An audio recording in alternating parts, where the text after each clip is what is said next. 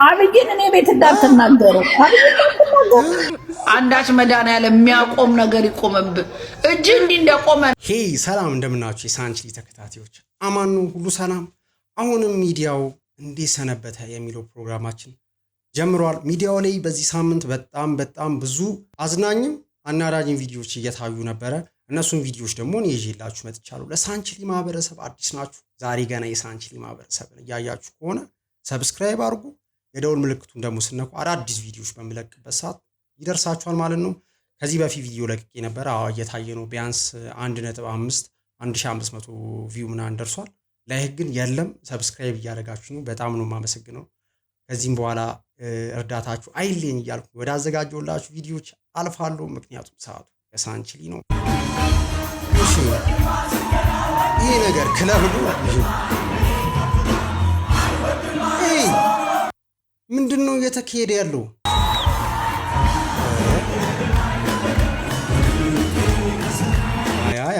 ማለት እኔ የትኛውም ሃይማኖት በዚህ አይነት መንገድ ሲወርድ እኔ አይቻላቅ። ማለት ይሄ ሁሉ ብልጭልጭ ነገር ምንድነው? ይሄ ሁሉ መብራት ምንድነው? ይሄ ሁሉ ላይት ምንድነው የሚያስተላልፈው መልእክቱ? የሆነ ዝብርቅርቅ ያለ መልእክት ነው ያለው። ራሱ መዝሙሩ አይሰማ። ኦልሬዲ ከክለብ አይተናነስም። የሆነ ክለብ ውስጥ ያሉ ነው የሚመስላችሁ እዛ ውስጥ ያሉ ሰዎች ራሱ እርግጠኛ ነኝ መሃል ላይ ኃይለኛ ጭፈራ የሚያስነካው ሰው አለ ብዬ አስባለሁና መዝሙር ስርዓት ባለው መንገድ ነው ሊዘመር ያለበት እንጂ በእንደዚህ አይነት መንገድ ምን አይነት አምልኮ ነው ይሄ? እስቲ አስረዱኝ። እስቲ ጴንጤ የሆናችሁ ሰዎችም ካላችሁ እንደዚህ አይነት አምልኮ ይፈቀዳል እንዴ? በጴንጤ ዘንድ እንደዚህ የተረበሸ አምልኮ፣ እንደዚህ ላይት የበዛበት፣ እንደዚህ የሙዚቃ መሳሪያ ብጥብጥ እስኪያረግ ድረስ ሰውን አይምሮን እስኪስት ድረስ እንደዚህ እየተመታ እንዴት ነው? ይሄ የመጠጥ ቤት፣ ይሄ እኮ እየተጠጣ ሰው እንዲሰክር የሚደረግ ነገር ነው እንጂ አምልኮ ነው ይሄ? ፈጣሪ ራሱ ይሄንን ይቀበለዋል? ለኛ ራሱ እኮ ለጆሮአችን በጣም ከባድ ነውና እኔ አዝኛለሁ። የምር ይሄ የትኛውንም ሃይማኖትን ይወክላል ብዬ አላስብምና እስቲ አስረዱኝ። እስቲ ፕሮቴስታንቶች ይሄ ምንድን ነው? ዘፈን ነው? መዝሙር ነው? ወይስ ክለብ ውስጥ የተቀረጸ መዝሙር ነው? አንተ ፍቅር ይዝም የምትባል አንተ ውሻ፣ አንተን የምትታየኝ አቤት አንተ ኮንክ አፈርጥሃለሁ። የሴቷ ዮኒማኝ አንስተህ የጋጥህ እየመጣ እዚህ ሚዲያ ላይ ትላላጣለህ። አንጅል መጀመሪያ በስነ ስርዓት ኑሮውን በኖር አንበክት እንዲህ ማረግ ትተህ ታብታብ አድርግበት። እንዲህ የቆመ አክሱምም ቆሞ ምንም የሆነው ነገር የለም። ማቆም እጅን ምን አባ የምታቆመው ነገር አለ? አንዳች መድኃኒዓለም የሚያቆም ነገር ይቆምብ እጅ እንዲህ እንደቆመ ነው። ከታችም ከላይም ቆሞ ይቻላል። ያቁምህና ያባታ አምላክ። ይሄ ቪዲዮ መግባት አልነበረበት። ታብታብ አድርግዛ። እጅ ቆሞ ያመጣው ታሪክ የለም። ድብደባና ፍንከታ ነው። እጅ ስለቆመ ያመጣው ወፍ የለም። ጅላንፎ በእርግጥ ድሮ ሚዲያ ላይ ያሉ ሰዎች ምናምን ሲጀምሩ በእንደዚህ አይነት መንገድ ነው የጀመሩት። ማለት አንድ ሰውን በደንብ ይሳደባሉ። ያንን ሰው ደግሞ በምትሳደቡበት ሰዓት የኛም ማህበረሰብ ቲክቶክ ላይ ያለ ዩቲዩብ ላይ ያለ ማህበረሰብ ይቀበላል። የትኛውንም ሰው ብትሰድቡ አሚን ብሎ እናንተን ፎሎ ከማድረግ ወደ ኋላ አይልምና ሁሉም አሁን እነ ዮኒማኛ ምናምን ባስጀመሩት መንገድ ነው እየሄዱ ያሉትና እነሱ በስድብ ነው የመጡት። በስድብ ፌመስ ሆኗል። ያው እነሱ በስድብ ከመጡ አይቀር እኛም ፌመስ እንሆናለን ብለው እነ ሮሚም ይኸው ቀዷል መንገዱን ማለት ነው። አብይን እኔ ቤት እንዳትናገሩ ለምሳሌ አረንጓዴ ቢጫ ቀይ ያለው ጥፍርሽን ሁሉ ሊያስነቅል ይችላል። ባለው የአረንጓዴ ቢጫ ቀይ ጥላቻ የተነሳ አብያ ያንቺን ጥፍር አብይ አህመድ ቢያገኘው በፒንሳ አይገነጥለውም። ምን እስቲ እና አረንጓዴ ቢጫ እስቲ ጣትሽን ይሄና ለንጋ ጣትሽን በአረንጓዴ ቢጫ ቀይ ቀለም ታጅቡ። እንዴት ታካይኩነሽ እንዴት የብልጽግና ጭበርባሪ የፈጠረውን ሰልፍ አይተሽ ትደናገሪያለሽ? አንተ ብዙ እኮ ናቸው። ትንሽ መሰለ እንዴ? ግቡ።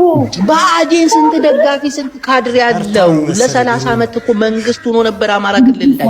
ካድሬውን ሰብስቦ ሰልፍ ስላወጣ መስኪኑ። ኧረ ተይ ሮሚዬ ተይ። በምን አይነት ቋንቋ ላስረዳ? ምንም ማድረግ አይቻልም። አንዳንዴ ገብቷችኋል።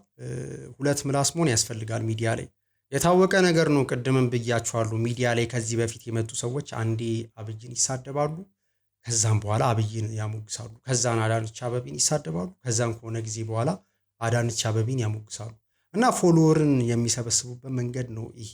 ብዙዎቻችሁ አልገባችሁም ብዬ አስባለሁና ሁሉም እዚህ ወጥቶ ሚዲያ ላይ የሚሳደብ ሰው ያንን ሰው ጠልቶት ምናምን አይደለም። በቃ ፎሎወር የሚሰበስብበት መንገድና ብር የሚያገኝበት መንገድ ነው ያና እቺ ልጅ ካየ በኋላ ቀጥቅጠው ያሳደጉን ወላጆቻችን እጃቸው ይባረክ። በእርግጥ እቺ ልጅ ኢቢኤስ ላይ ቻት ነበር። ብዙዎቻችሁ እቺ ልጅ ካያችሁ በኋላ ለዚህ ልጅ ንግግር ወላጆቿን ተጠያቂ አርጋቸዋል። ግን አሁን ዘመን ልጆች ገና የእናታቸው ማህፀን ውስጥ እያሉ ነው እንደዚህ ሁሉ ነገር አውቀው የሚወጡትና እኔ ወላጅ ተወቃሽ ነው ብዬ አላስብም። ማለት እቺ ልጅ አሁን ተቀጥቅጣ ተገርፋ ራሱ ቢሆን በቃ ይሄንን ከማለት ወደ ኋላ አትልም። ያው በእርግጥ እኛን ወላጆቻችን ስለቀጠቀጡን ስለገረፉን ነው ትንሽ ሆነ ፈሪያ እግዚአብሔር አለን። ለምንናገረው ነገር ደግሞ እንጠነቀቃለን። ይቅርታ አድርጉልኝ እኔ ኦሮሞ ይቅር ባይ ነው ትላለች። ኧረ እኔ ይቅር በይኝ አዳነች አበቤ ቪዲዮ ሰርቼ እኔ ይቅርታ ጠይቅሻለሁ።